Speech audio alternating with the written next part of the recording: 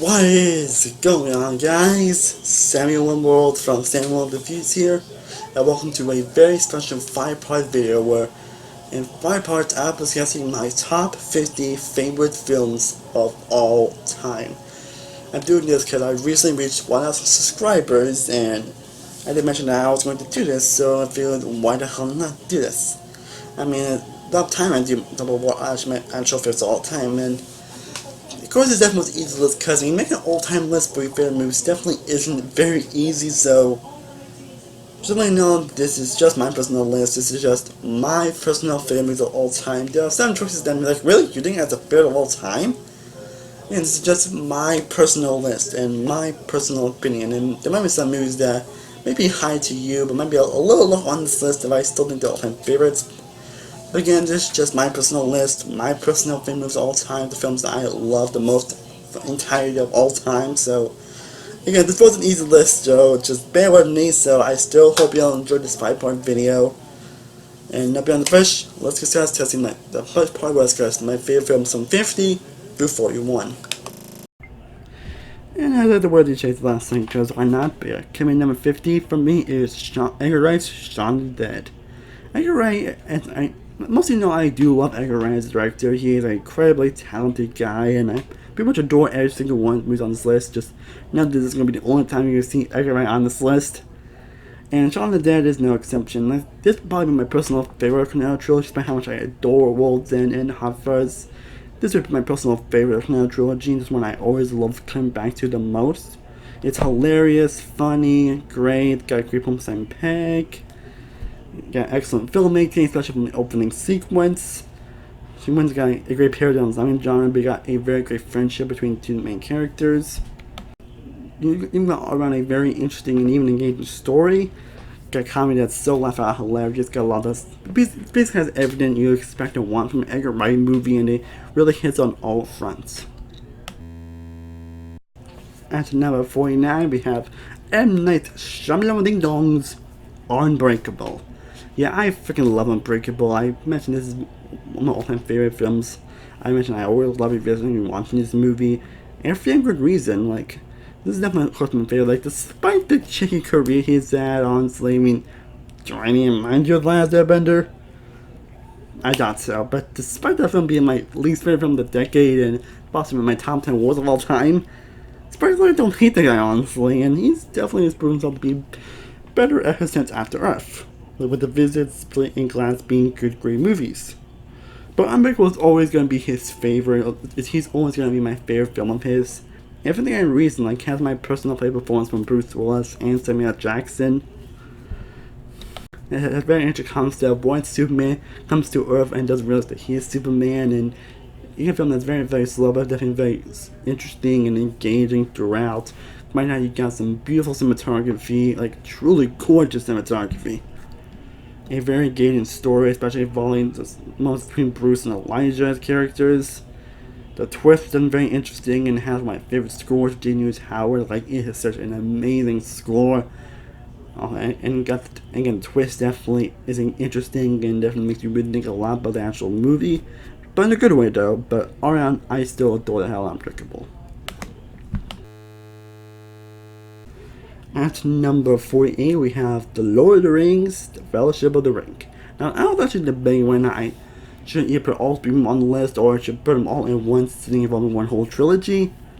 But more thinking about it, that probably wouldn't be too fair, honestly, for the movies. So I say I'm just going to include them all into all the movies, honestly. Definitely make it a little more fair, honestly, because I don't think actually will be fair when discussing all-time favorite movies.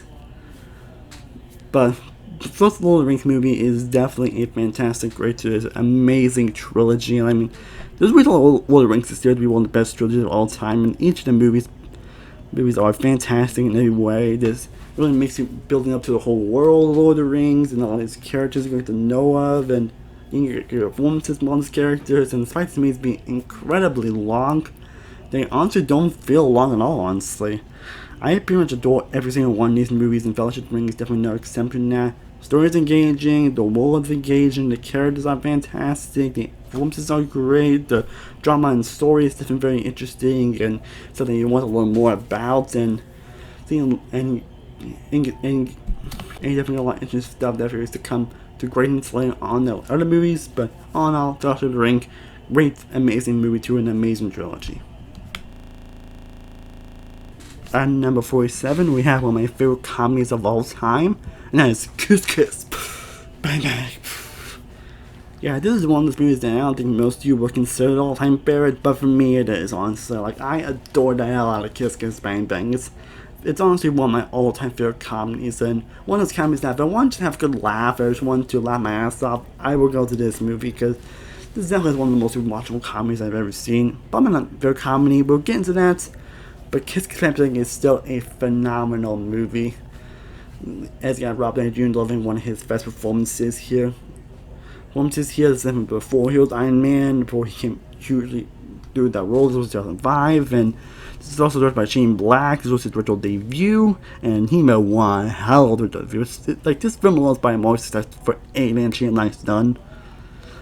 It's done in a relationship between Rob Downey Jr. and Val Kilmer. You got Michelle Monaghan playing an interesting role, and this film ends up bearing in a lot of the neo-noir tropes that you expect, while also developing a very interesting mystery aspect that really makes the film a lot more engaging. But the comedy alone is what makes this film so amazing. There are many moments that I still laugh my ass off every single time I see it. Like, we see him basically Robert Downey Jr. kind of go into his acting room and kind of like going like kind of end up getting performances even though he was actually playing for something and all that, and it's that scene alone is just hilarious, and there are many more hilarious scenes, but also great drama, great relationships, and a very interesting story all around. And this film is why I'm always going to be excited for Anthony Shane back there. Even though his last movie was very disappointing, I'm still always excited to see what this director has come forward, and this film kind of proves what he can do at his best. At number 46, we have Toy Story 3. Pixar. I fucking love Pixar. And of course, this isn't going to be the only Pixar movie we're going to see on this list. And while the one movies that end up missing my actual top 50 list, you definitely make pretty much my top 10 based on my top actual 100. And Toy Story 3, like I mentioned, has always been my favorite Toy Story movie, and there's a definitely reason why to it. And even after Toy Story 4, I still adored the hell out of me, and so this is definitely the best film in the franchise. And for the good reason, it has some of the most emotions, some of the most passion, some of the most heartfelt moments, and basically some of the amazing moments in this franchise has to offer. Not just the ending, basically got an interesting villain with lots of the Hugging Bear, got the great characters like Ken and Barbie, but we got some great interactions, got a lot more building, a lot of arcs between all the other characters, especially Woody kind of realizes not in his toy anymore, and he has to move on from him. That's actually pretty touching, and you can get along with pretty much all the characters, especially Buzz and the Spanish, which is hilarious. And pretty much that incinerated scene. But yeah, Toy Story 3 is still an amazing, emotionally impactful, and incredible film. And now we're going from one anime film to the next. At number 45, we have the Lego Movie. Everything is awesome. Everything is cool when you're part of a team. Everything is awesome when you're living a dream. But yeah, I adore the hell out of the Lego Movie. Like I mentioned before, this is also an all-time favorite of mine, and it's really not to see why. It's also one of the most surprising movies I've ever seen, because I don't think anybody expected me to actually be good. I heard that it was going to be like a cash grab on Lego Blocks, but it ended up telling a very sincere, heartwarming, and incredible story that may seem very cliched at first, but it ended up working a lot of cliches it's known for.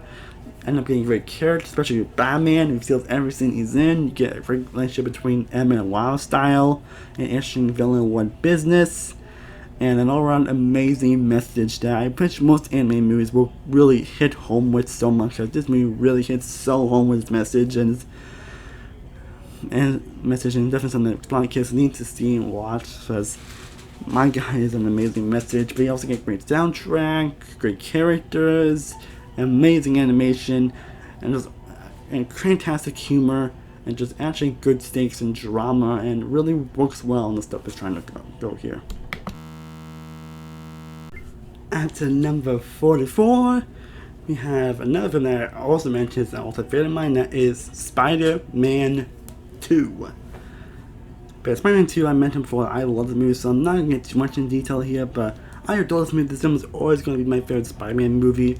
Has some great heart to it, some great emotion and relatability. Basically has all around everything that I love and adore about Spider-Man as a character, and shows how relatable he can be, how he tries to juggle being a hero and relationships and trying to keep his ticket from them, and it definitely isn't easy, and all that really what makes Spider-Man such a relatable character. Right now, we're a great villain, Dr. Octavius, some great moments all around, especially with that train sequence, some best action in a superhero movie, and then got an alright movie that I always love going back to rewatching.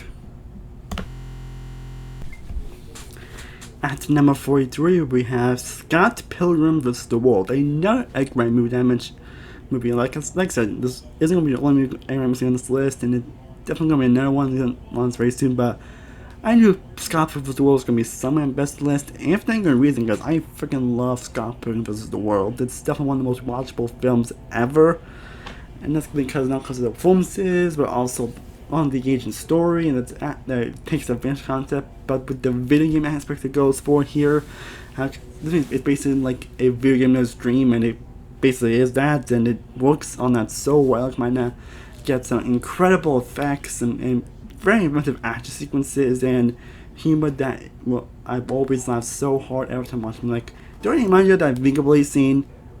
Yeah, I think I said enough.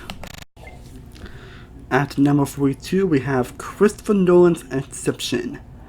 And Christopher Nolan is definitely going to make it somewhere on this list, and for damn good reason. I mean, he's one of the most unique directors out there. And again, this is going to be the only time I'm going to see Nolan on this list. And Inception is definitely a film that I always love going back to. I mean, during the Star Wars movies are amazing. I think everybody said to death on how amazing Inception is. It's truly a remarkable movie with an engaging story, interesting characters, fantastic performances. A film that really makes you rethink what's happening every time you watch it, and a film that you want to learn more about when you go back to it. It's one of those interesting movies that's incredible to rewatch because it's so amazing with its effects, its storytelling, its ending. Like, it's amazing on so many levels. And then number 41, we have La La Land.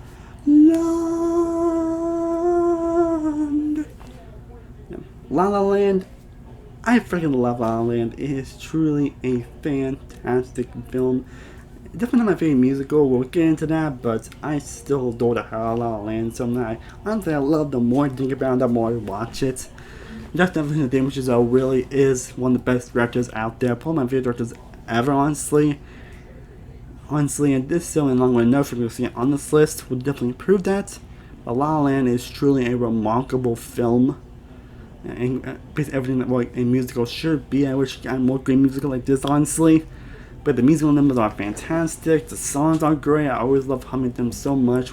Like, I always hum another song and say the stars so much without realizing it. Right now, you got amazing performances from Emma Stone and Ryan Gosling, who have such amazing chemistry with each other. You get relationship, a very interesting story that goes in directions that you actually don't really expect. And the last 20 minutes alone, phenomenal.